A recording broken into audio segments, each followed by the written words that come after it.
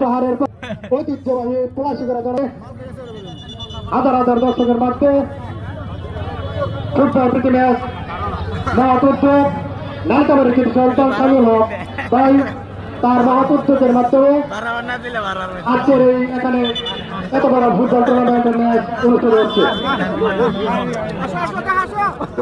খেলা শুরু হতে কিছুটা বিলম্ব হচ্ছে। মাঠে কুকুরটা সরে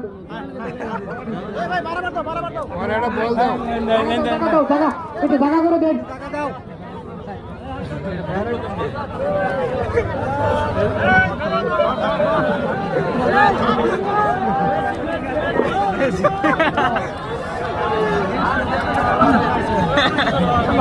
আমরা কেউ চিল্লা হাল্লা করবো না।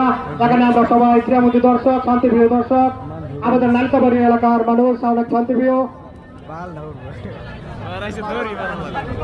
মাঠে একটা